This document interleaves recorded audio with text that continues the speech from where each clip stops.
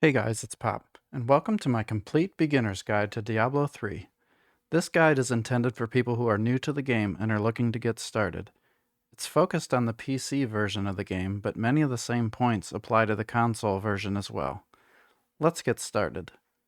First, what is Diablo 3? Diablo 3 is the third installment in the Diablo action role-playing game series in which you can play as one of 7 classes to slay demons and gather amazing loot. Here's an overview of the game modes. Diablo 3 has 3 main game modes: Campaign, Adventure, and Challenge Rifts. Campaign is the story mode for Diablo 3. You'll learn the lore and the story as you go through it. It's recommended you play this at least once just to get a feel for everything. Adventure. This is the main game mode that people spend most of their time playing in Diablo 3. This allows you to explore all the various content in the game, the activities that you're doing, create your characters, and find loot. You'll be spending most of your time in the adventure game mode. Challenge Rifts. This is a fixed dungeon that resets each week and allows you to receive a reward called a Challenge Rift cache. You'll want to run this at least once per season to get the reward, but you can run it as much as you'd like each week if you'd like to get the rewards. Let's go over the game difficulty settings. In Diablo 3, there are multiple difficulty settings ranging from normal all the way up to Torment 16, Torment 16 being the highest difficulty. When you first start a character, you're limited to only play up to Torment 6, so that would be the maximum that you'll be able to go up to until you have reached level 70, which is the level cap. Then you'll proceed to go up to Torment 16 as you get stronger and stronger. Diablo 3 also offers a multiplayer experience. Each game can hold up to 4 players, which would be you and 3 other players. You can either start a private game and invite your friends, or join a publicly available game, which has been tagged with the various tags for the activities that people are doing. For this example, in this tutorial, we'll use the private game. We won't cover the campaign in this video. We'll be focused on adventure mode. So, with that in mind, let's create a character. You do that by going to the Create Hero screen. And you have an option of creating one of 7 classes: the Barbarian, Crusader, Demon Hunter, Monk, Necromancer, Witch Doctor, and Wizard. We'll go through each of the classes to give you an overview. In addition, there are a few other options that your hero has in the settings. You can either make them male or female, hardcore or not, seasonal or not, solo self-found or not. Hardcore means if your character dies, the death is permanent and all gear that your character has on them is lost permanently. I would not recommend hardcore for a brand new player, so we won't cover that in this video. Seasonal. The way seasons work in Diablo 3 is about every 3 months or so, everyone starts over fresh and experiences a new seasonal content. This is the best way to play the game in my opinion, so we will be leaving the seasonal checkbox checked. Solo self-found. This is another option in which you agree that your character will never group up with anyone, so you're basically playing by yourself. I wouldn't recommend using this option, but you can if you'd like to. Let's go over the classes you can play. Barbarian is the stoic warrior. He uses physical strength to crush his foes. Crusader. This is a religious warrior committed to expunging evil from the world through discipline, honor, and unswerving vigilance. Demon Hunter. Ranged weaponry and shadow manipulation make this vengeful hero an elusive stalker of demons. Monk. A holy warrior who attacks faster than the eye can follow, disabling enemies with precision blows. Necromancer. A commander of the dead, this dark priest can summon a fearsome army or call upon the powers of blood and bone to achieve victory.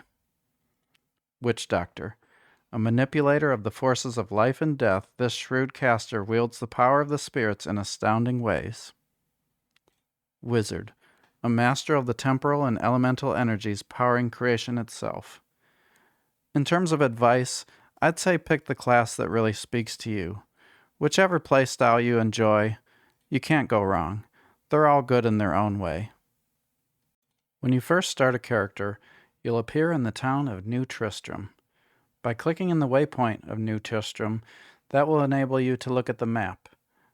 The map of Sanctuary, which is the land that Diablo 3 takes place in, is made up of Act 1, New Tristram, Act 2, Chaldeum, Act 3, Bastion's Keep, Act 4, High Heavens, and Act 5, Westmarch.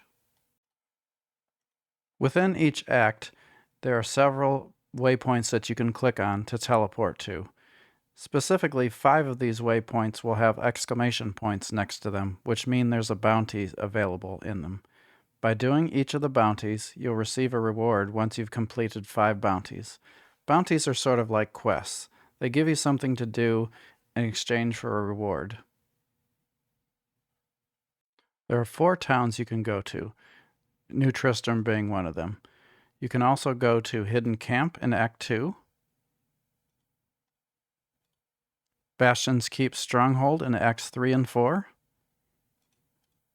and finally, the Survivor's Enclave in Act 5. Each of these towns have a similar setup in that they all have about the same NPCs available. It's your choice which act you'd like to play in, but generally players prefer the Act 1 New Tristram town because things are more centrally located and there's less walking involved to talk to the NPCs. Let's take a tour of Sanctuary to see some points of interest, starting with the blacksmith. The blacksmith can forge weapons, forge armor, salvage items, and repair items. The jeweler can combine gems, forge jewelry, and remove gems. The mystic can enchant items, transmogrify items, and dye items. In addition, you'll find a wardrobe, which opens the Diablo shop. This shows your collection of wings, pets, portrait frames, and pennants. Pets are especially important because they can pick up gold and later pick up items for you, so be sure to click one and equip it. There's also a healer in town, so if you're low on health, click on him and he will heal you.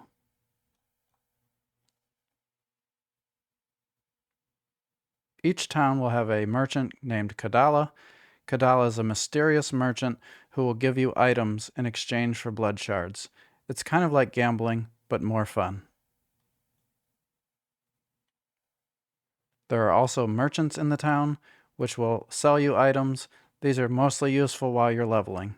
Each town has multiple merchants, and the merchants reset each time you restart the game, so be sure to check them for improved gear. You'll also see here there are 3 followers you can choose from: the Enchantress, Templar, and Scoundrel. Followers will follow you around, fight by your side, give you buffs and boosts, so choose one and hire them. In addition, you have stash space, which is shared among your characters within the same game mode, so you can store extra items here, and an armory. As you equip your character, you may want different setups, so you can save those setups here and easily switch between them.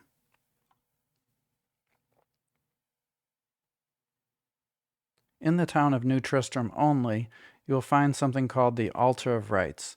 The Altar of Rights unlocks various buffs and quality of life improvements on your character, so you'll want to unlock these slowly as you're going through the leveling and endgame process.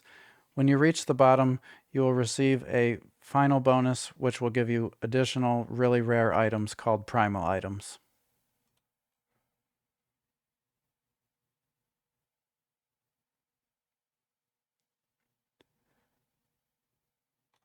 There's also a Nephilim obelisk. Nephilim obelisk will open a dungeon called a Nephilim Rift. There are 2 types of Nephilim Rifts: Nephilim Rifts and Greater Nephilim Rifts, which are even more advanced and provide greater rewards. Greater Rifts require level 70, so in the meantime you can only access Nephilim Rifts. And lastly, there is something called the Kanai's Cube, which is a crafting cube which gives you access to additional powers and changes items. You'll find Kanai's Cube as you're leveling in Act 3, Runes of Sescheron. Let's talk about the different rarity of items you'll come across in Diablo.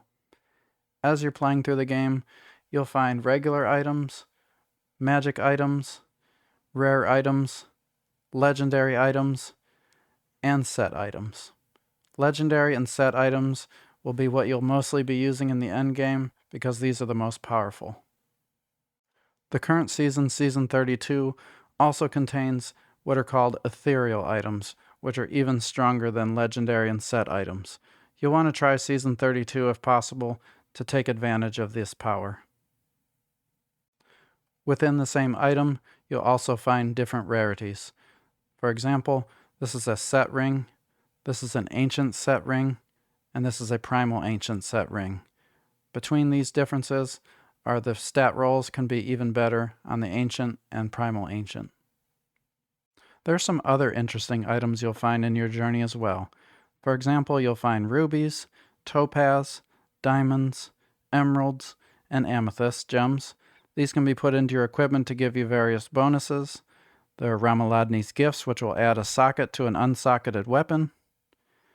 There are petrified screams, which open a portal to the echoing nightmare. There are infernal machines, which open portals to the uber bosses. There are whisper of atonements that can be used to add stats to your gear. There are legendary gems, which can be put into your jewelry to give you additional bonuses. And you'll find potions, which can be used while you're fighting to give you additional bonuses. In terms of item slots, both you and your character will have the standard slots you'd think of: head, torso, waist, legs, and feet, shoulders, hands, wrists, fingers, and neck, as well as a primary weapon and an offhand. And the follower themselves has a special slot for a token, which will give them additional abilities. While you're leveling your character, your follower will also level up, and you can choose powers that they can give you as well here. Now that you've created a character and seen the world layout, as well as learned a little bit about gear, it's time to start talking about gameplay. What do we actually do in this game? Well, there's really a two-step process to improving your character. There's the leveling process and the endgame. Let's start with leveling your character. When you create a new character, you start at level 1. You work your character up to level 70, which is the leveling cap. This can take a while as you're going through, and you'll find better and better gear as you do so. But there is a number of different techniques that we can use to level. Let's talk about some of them. As you're leveling your character, one thing to keep in mind is the game difficulty setting. It's important to set the game difficulty high enough that you get the gold, XP, and loot that you need, but not too high that it's slowing you down or you're dying. I recommend starting on normal, but turn it up as you see fit. One strategy to level your character is to simply run Nephilim Rifts. This isn't the absolute most efficient way, but it can be a fun way. To do that, simply click Nephilim Obelisk in town, click Nephilim, and click Accept. A portal will open to the Nephilim Rift. Nephilim Rifts are a random dungeon where you kill monsters. Your progress bar will go up to 100%. A Nephilim Rift Guardian will spawn. After you kill them, you will complete the rift by going back to town by pressing T or clicking the town portal button.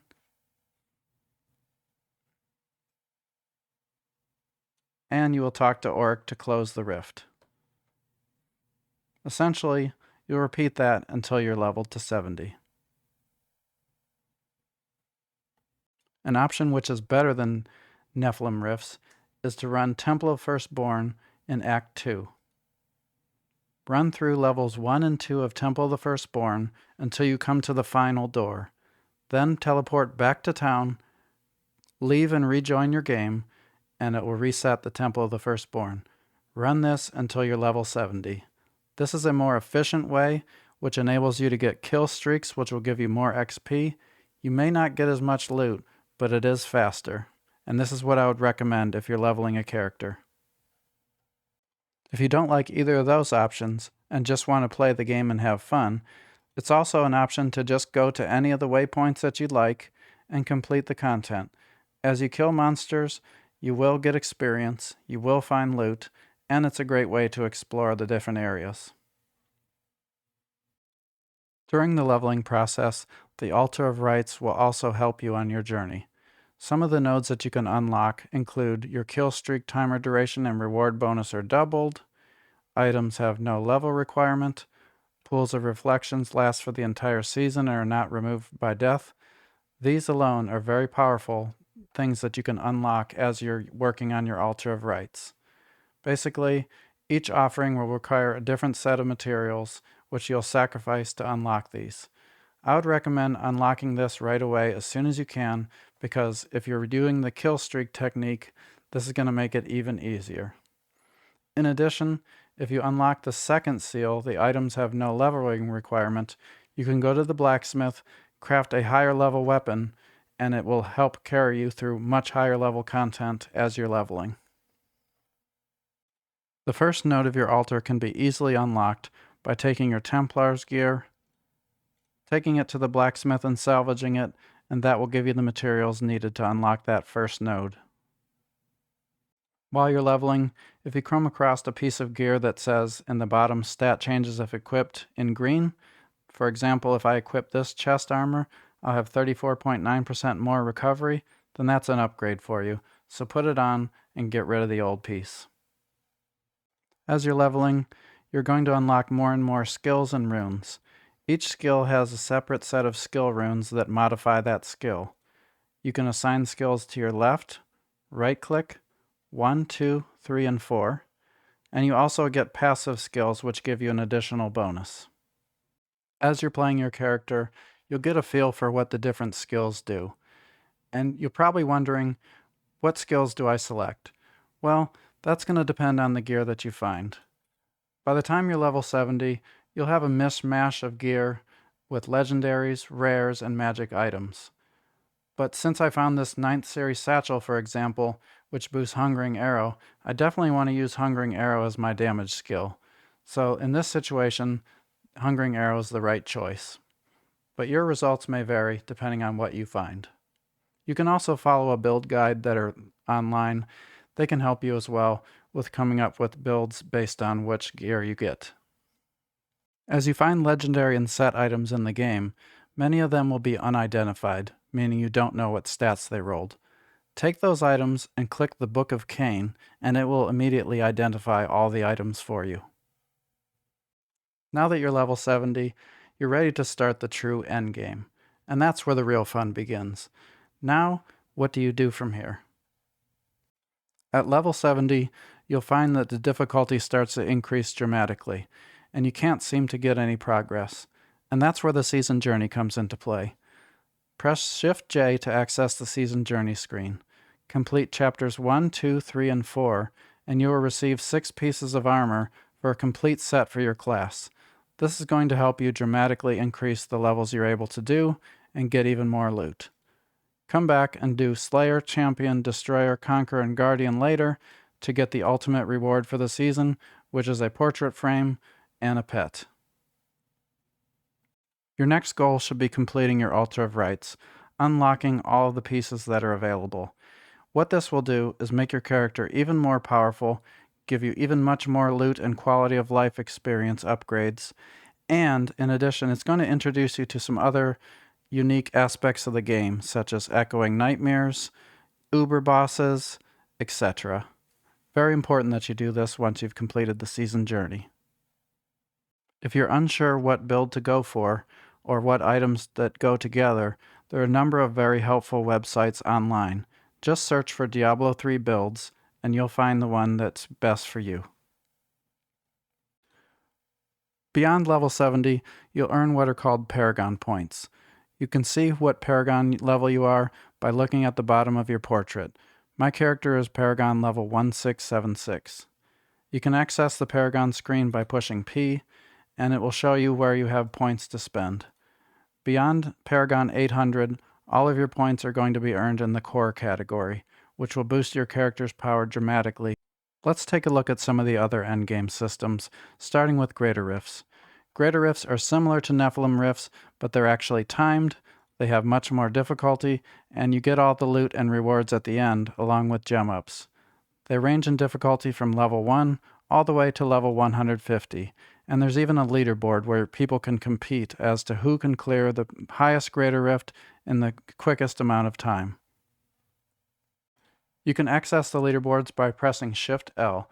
It will show you leaderboards broken out by game mode, by class, by region. You can see what your clan and friends have done, as well as the set that they are wearing. For example, this is the rank 1 Demon Hunter on the North America server. They cleared a Greater Rift 150 in 7 minutes and 32 seconds. You can even view their profile, as well as the details of the gear that they are wearing when they did make the clear. Let's talk a moment about Kanai's Cube, because it's very interesting what it can do and what it can do for your character. You can find Kanai's Cube from Act 3, the Runes of Sescheron. Follow this to the very end, and you'll find a room which contains the cube. The cube has 11 recipes associated with it.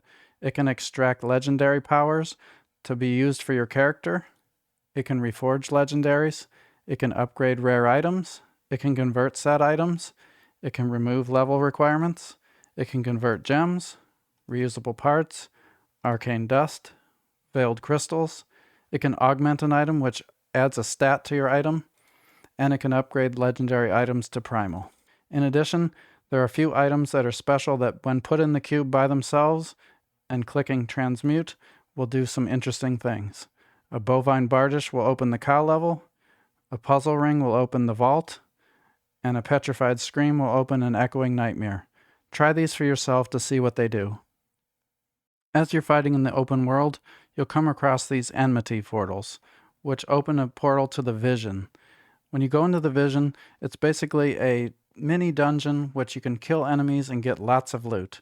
Whenever you come across these are a good idea to go through because they give you bounty materials as well as lots and lots of loot. If you want to fight the Uber bosses, you'll need to find infernal machines. Take those infernal machines to this house, the Heretic's Abode in New Tristram, go in, and click each of these to open the portals. Go in and fight each of the Uber bosses, which will provide you with materials. Last but not least, remember that Diablo 3 is a social game. It's made to be beneficial to play with other people, so don't forget to play with your friends. You can access your friends list by pressing O, join them in their adventures. You can also join clans and communities to play with other people by pressing Shift O. There are plenty of clans and communities that are recruiting or would like you to talk to them and play with them. You can even earn achievements by right-clicking your portal and going to View Achievements. There's different achievements you can earn throughout the game. Look through the list, pick a few, and go for them, and you'll get rewarded. And that's going to do it for my complete Diablo 3 beginner's guide. I hope you found this helpful and informative and got a great start into the game. If you have any questions, let me know in the comments below. Please like the video and subscribe to my channel for more content. Also, I stream on Twitch under PopMusic42, mostly playing Diablo. So please, stop by, say hi, and ask questions. Have a great day.